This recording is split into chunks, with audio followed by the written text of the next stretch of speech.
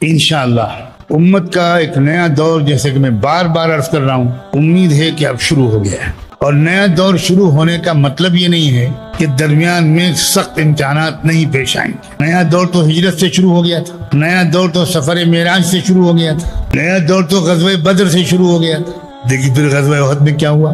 دور شروع ہونے کا مطلب غلط مت سمجھنا، دور شروع ہونے کا مطلب اب یہ ہے کہ کبھی اچھی خبر، کبھی غم انگیز خبر، لیکن انشاءاللہ اچھی خبریں بھی اب آئیں گی انشاءاللہ۔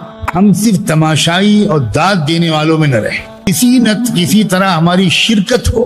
شرکت قلب سے بھی ہو سکتی ہے، شرکت جذبات سے بھی ہو سکتی ہے، شرکت دعاؤں سے بھی ہو سکتی ہے، شرکت جذبوں ولولوں تمناؤں سے بھی ہو سکتی ہے، شرکت آپس کی مخلصانہ گفت و شنید سے بھی ہو سکتی ہے، شرکت مال سے بھی ہو سکتی ہے۔ مجھے مختلف گھروں سے پیغامات مل رہے ہیں کہ حضرت وہ آپ کا بیان سننے کے بعد اور وہاں کے حالات جاننے کے بعد ہمارے بچوں نے اپنی گولک بنا لی اور اس پر لکھ دیا ہے مسجد الاقصیٰ۔ دنیا بھر سے یہ خبریں آ رہی ہیں۔ بچے اب پیسے جمع کر لیں، کب وقت آئے گا کہ وہ پیسے وہاں پہنچ سکیں گے اللہ بہتر جانے، لیکن پیسے کب پہنچیں گے، جذبہ تو پہنچ گیا اللہ۔ ہر شخص کو ہم میں سے یہ کرنا چاہیے، ہر شخص کو اپنے کھانے پینے کے اخراجات میں کمی کر دینے چاہیے بالقصد، کہ بھائی اب ہمارے گھر کا بجٹ اتنے میں چلتا تھا، اب اتنے میں چلے گا، اور کم سے کم اتنا ہم جمع کریں گے، اور اللہ سے کہیں گے اللہ حالات بنا دیجئے کہ یہ کسی طرح ہم دور افتادوں کی جگہ بھی وہاں کہ کچھ چیز وہاں پہنچ جائے۔ بیت المقدس کے بارے میں تو اللہ کے رسول نے ایسی باتیں فرمائی ہیں کہ حیرت ہوتی ہے۔ فرمایا کہ دیکھو اگر تم وہاں جا نہ سکو تو مسجد اقصیٰ میں جو چراغ جلتے ہیں ان چراغوں کے لیے تیل ہی بھیج دینا۔ چنانچہ مسجد اقصیٰ میں بہت بڑا کنواں تیار کیا گیا۔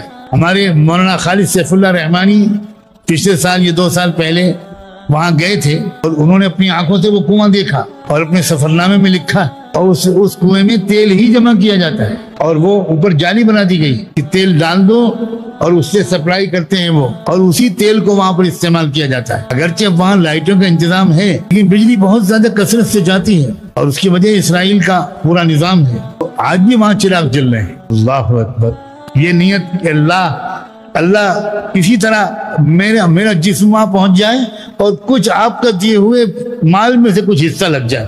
کتنے لوگ ہیں جو کہتے ہیں کہ اب ہم مستقل روزہ رکھیں گے اور اس لیے کم سے کم ایک وقت کے کھانے کا پورا خرچہ ہم اندازہ کر کے نکال دیں گے اور رکھیں گے اور وہاں بھیجیں گے جب موقع ہے۔ ہمارا ایک نمائندہ مسجد اقصیٰ کے چوکھٹ پر دفن ہے، اس کا نام ہے مولانا محمد علی جوہر۔ محمد علی جوہر جن کو حضرت مولانا الیاس رحمۃ اللہ علیہ ایسی محبت کی نظر سے دیکھتے تھے، اس سے لگتا تھا کہ مولانا الیاس ان کے اندر کی چھپی ہوئی اس روحانیت کو اور اعلاء کلمت اللہ کی طلب کو اچھی طرح اپنی روحانی آنکھوں سے دیکھتے تھے۔ محمد علی جوہر ملک کی تحریک آزادی کے سلسلے میں برطانیہ کی حکومت سے گفت و شنید کرنے والے ایک وفد کے ساتھ لندن میں تھے، اور وہاں انہوں نے وہ تاریخ ساز تقریر کی محمد علی جوہر نے، اور یہ کہا کہ یاد رکھو انگریزوں، میں غلام انڈیا میں واپس نہیں جاؤں گا، یا میرے ملک کو آزادی دو یا مجھے 2 گز زمین یہاں دو، میں یہیں دفن ہوں گا، میں غلام ملک میں واپس نہیں جاؤں گا۔ اس طرح بات کرتے تھے لوگ۔ اللہ نے اس مرد مجاہد کی دعا قبول کی۔ اسی سفر میں لندن میں ان کا انتقال ہوا، اور پھر وفد خلافت کے شرکاء کے مشورے سے یہ طے ہوا کہ محمد علی جوہر سرزمین بیت المقدس کے لیے تڑپا کرتے تھے، اس لیے ان کو وہاں لے جایا جائے۔ چنانچہ محمد علی جوہر کے جنازہ مسجد اقصیٰ لے جایا گیا، اور آج ہم ہندی غلاموں کا ایک نمائندہ وہاں دفن ہے۔ جب آپ ایک خاص سمت سے دروازے سے مسجد اقصیٰ میں داخل ہوتے ہیں تو پہلے محمد علی جوہر کے مزار سے آپ کو گزرنا ہوتا ہے۔ اس کا مطلب ہے کہ ہم ہندی غلاموں کا بھی کوئی نہ کوئی وہاں ایک نمائندہ ہے۔ اللہ ہمارا بھی کچھ انجام ایسا کر دے کہ ہم بھی وہیں کہیں دفن ہوں، ہم بھی مسجد اقصیٰ میں جھاڑو دینے کے لیے قبول ہو جائیں۔ آپ سے گزارش ہے کہ آپ چینل کو سبسکرائب کریں، اس ویڈیو کو لائک کریں اور شیئر کرنا نہ بھولیں۔ السلام علیکم ورحمۃ اللہ وبرکاتہ۔